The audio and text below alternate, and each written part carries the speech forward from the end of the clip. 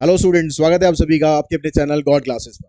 तो बच्चों, जैसा कि आपको पता है कि एनटीए का जो एग्जाम है आप लोगों का सीयूटी का एग्जाम है जो वो चल रहा है, और आज कुछ बच्चों का अप्लाइड मैथमेटिक्स का एग्जाम था। तो अब आपके दिमाग में क्वेश्चन आ रहे होंगे, सर अप्लाइड मैथमेटिक्स का एग्जाम कैसा था, क्या उसका लेवल रहा था, क्या हमें तैयारी करनी चाहिए, कैसी कैसी तैयारी हमें करनी चाहिए जिनके एग्जाम आगे होने वाले हैं।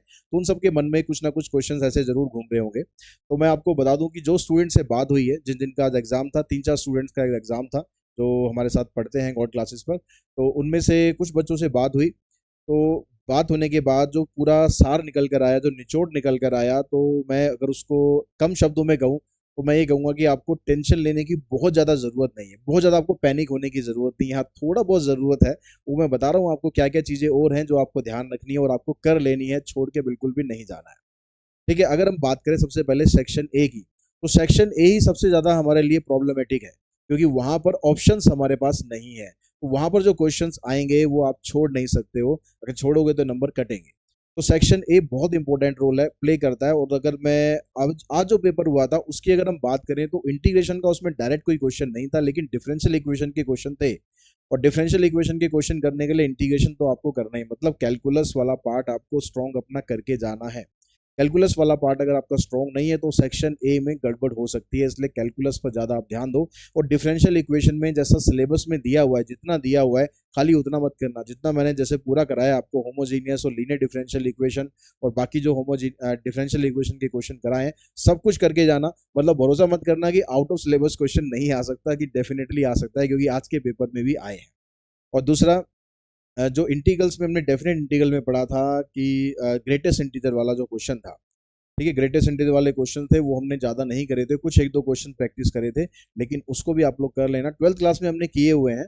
तो आप उसको जो लास्ट ईयर की मेरी सुपर 30 एमसीक्यू सीरीज थी उसके अंदर मैंने इस तरह के क्वेश्चन कई सारे कराए हुए हैं, तो आप उनको भी आप देख सकते हैं और खुद भी आप प्रैक्टिस कर सकते हैं। ग्रेटेस्ट इंटीजर वाले क्वेश्चन सिर्फ हमने यही पार्ट इंटीग्रल्स में से छोड़ा था, बाकी सब कुछ मैंने आपको इंटीग्रल में कवर करा दिया है। लेकिन आज के पेपर में ये क्वेश्चन था तो उसको हमने हल्का फुल्का टच किया था, बहुत ज़्यादा उसके ऊपर ध्यान नहीं दिया था। लेकिन आप लोग जब आगे पेपर आप करने वाले हो तो उस पर भी आप पूरा पूरा ध्यान देना, और जो ग्रेटेस्ट इंटीजर वाले क्वेश्चंस हैं उनको भी आप प्रैक्टिस कर लेना।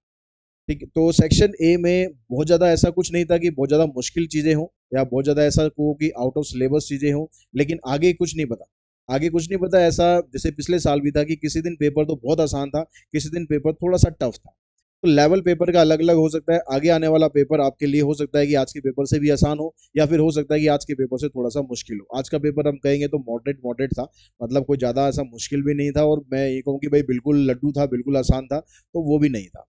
ठीक है, अगर आपने सब कुछ कर रखा है, बहुत अच्छे से आपने प्रिपेयर कर रखा है, तो आपके लिए आसान है। लेकिन अगर आप एवरेज में, मैं एवरेज स्टूडेंट के हिसाब से बात कर रहा हूँ, कि बहुत ज़्यादा मतलब मुश्किल पेपर भी नहीं था और बहुत ज़्यादा आसान पेपर भी नहीं था। कुछ क्वेश्चन थे लेंदी थे, आसान थे क्वेश्चन लेकिन लेंदी थे, टाइम टेकिंग क्वेश्चन थे। तो एक को जब आप सेक्शन B2 पे जाओगे तो वहां पर आपको ध्यान रखना है कि आप लेंदी क्वेश्चन पिक ना करो। वहां पर आप 10 क्वेश्चन छोड़ सकते हो, तो 10 क्वेश्चन कौन से छोड़ना है ये बहुत इंपॉर्टेंट बात है। जैसे मैंने अपने स्टार्टिंग के वीडियोस में भी बताया था कि क्वेश्चन अटेम्प्ट करने के साथ साथ क्वेश्चन को लीव करना भी एक आर्ट है। तो वो आपको सीखना पड़ेगा कि कौन से क्वेश्चन आपको लीव करने हैं, कौन से क्वेश्चन आपको अटेम्प्ट करने हैं सेक्शन B2 में। और सेक्शन B2 में जब प्रोबेबिलिटी के क्वेश्चंस की बात आई तो वहां पर पॉइजन डिस्ट्रीब्यूशन के क्वेश्चन भी थे। तो पॉइजन डिस्ट्रीब्यूशन का क्वेश्चन अगर देखें तो आउट ऑफ सिलेबस है, लेकिन अप्लाइड में फिर भी एक दो चीजें अगर आउट ऑफ सिलेबस आ जाएंगी, चल जाएगा, मैनेज हो जाएगा, क्योंकि वहां पर हमारे पास चॉइसेस हैं। सेक्शन ए में चॉइस नहीं है, और सेक्शन ए में ज्यादा वेटेज आपको मिलेगी कैलकुलस की।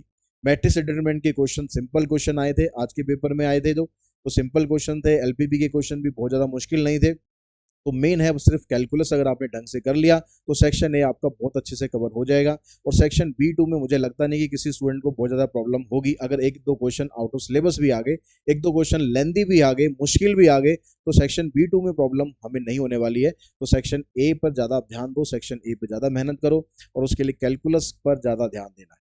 ठीक है, और पेपर की जो टाइमिंग है वो 60 मिनट्स की है, 60 मिनट्स आपको मिल रहे हैं। अब सेंटर टू सेंटर हो सकता है किसी सेंटर में कुछ मिसमैनेजमेंट हो, तो उसकी वजह से अगर टाइम कम मिल रहा है किसी स्टूडेंट को, लेकिन जो एनटीए की तरफ से जो टाइम अलॉट किया गया है वो 60 मिनट्स का टाइम ही अलॉट किया गया है। और जब भी आप पेपर देने जाओगे सेंटर्स पर, कई जगह देखने में थोड़ी सी अभी प्रॉब्लम हो रही है, तो पैनिक बिल्कुल मत होना, कूल रहना, काम रहना। ठीक है, अपना जो पेशेंस है वो उसको लूज मत करना, क्योंकि वो करोगे तो फिर नुकसान आपका ही होना है। तो कुल मिलाकर यही पेपर का एनालिसिस था, यही पेपर का निचोड़ था। आगे जैसे जैसे और मुझे अपडेट मिलती जाएगी किसी भी पेपर के बारे में तो मैं आप लोगों के साथ जरूर शेयर करूंगा। आज की इस वीडियो में इतना ही। तैयारी करो अच्छे से और अच्छे अच्छे एग्जाम अपना देकर आओ। Thanks to all of you.